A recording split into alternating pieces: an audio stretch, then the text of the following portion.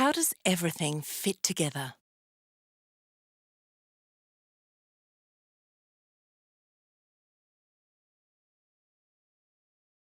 Remove your zinc air batteries and then let them sit for 30 seconds.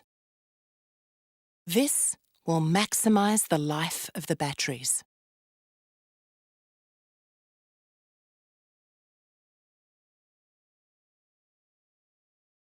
Take your coil and coil cable and join them together, like this. Take your sound processor and battery module. The connectors will twist together. Ensure your battery module is locked to your sound processor. Lift the accessory socket cover upwards. Move the lock to the left and close the accessory socket cover. Insert the batteries with the flat side facing outwards. Attach the battery cover.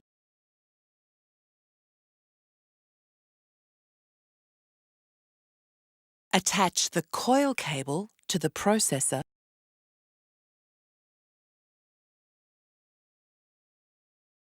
And you're now ready to use your sound processor.